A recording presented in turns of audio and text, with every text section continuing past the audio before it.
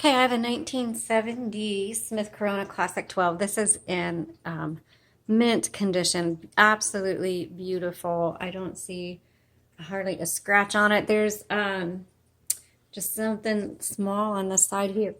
But this is beautiful. It's a metallic green.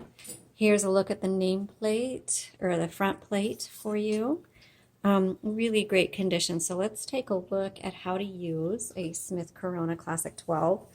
The 12 means it's got a 12-inch carriage, which is good because you can put your paper in landscape or portrait or just fit larger paper in there if you want. Right here is your paper holder, and I'm going to go ahead and leave that up. Keeps your paper from flopping down when you're using it. Margins, you just press and drag here. Here's your paper guide, and that's helpful for loading your paper in the same place every time. To move your carriage, there's a lever behind the handles, and you just press that in. You can hear a nice strong bell on this one. On the right side, you have your paper release, which releases the tension on your paper so you can adjust it.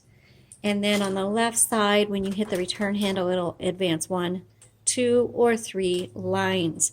Now, when you turn the handle, it clicks. That clicks every half of line. Now, let's say you're threading in something that has lines on it, or you've taken your paper out and you're reloading it and it's not lining up perfect. Then what you want to do is, up here on the left side is a tiny little lever, and you just press that down.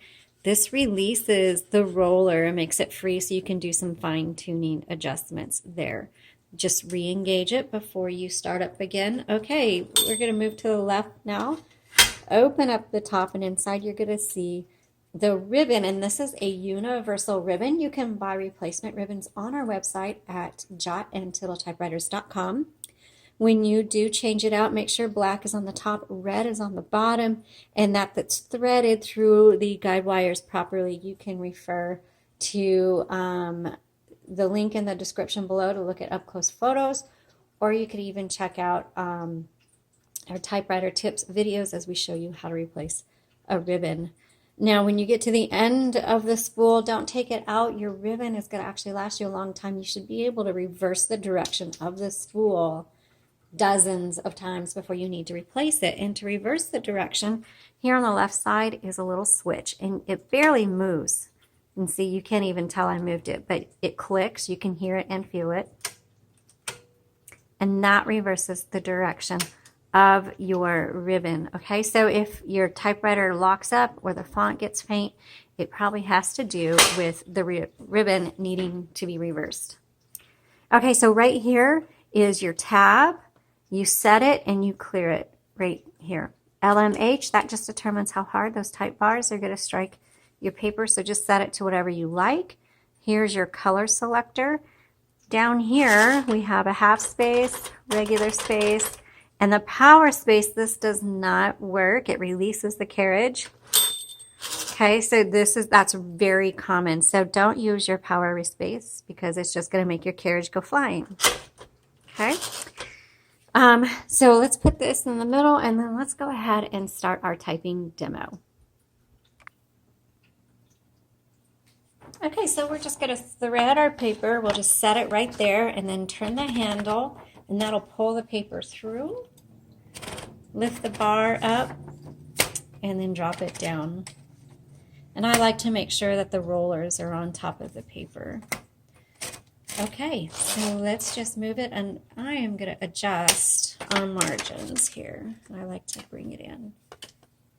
Okay, so this is a 1970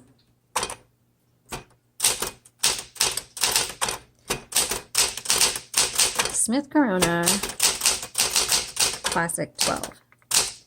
Sorry. Adjust this a little bit.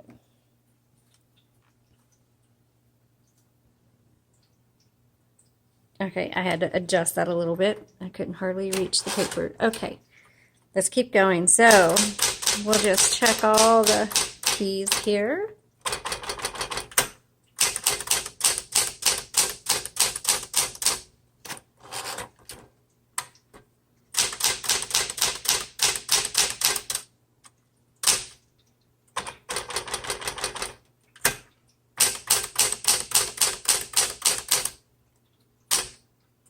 So I have one key over here that's a little slow coming back. It's a little stiff.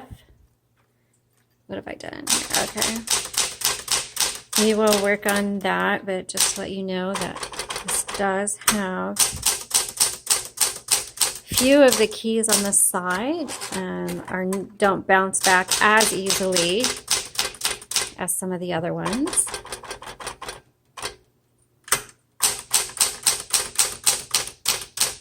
But they are not the keys that you use most often.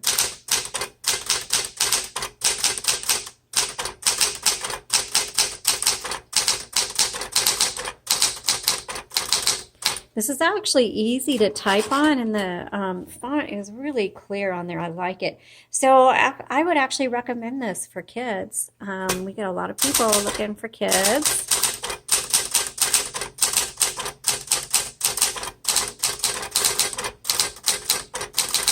I like the sound of it. Just tick, tick, tick, tick. Okay, so great for homeschoolers, college students. This is really good. I don't know that I would type a book on it. I mean, you can. This definitely would stand up to longer projects like book writing. Definitely usable for that. But if I would prefer something else for that. But this would be great for letters, poetry, crafting.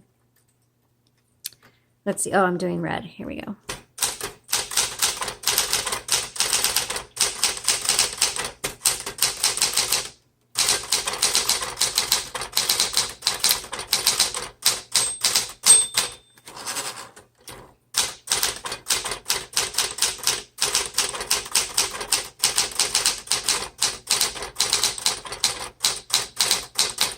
Wow, that does really well. I definitely recommend this for beginners. You're gonna really like this typewriter.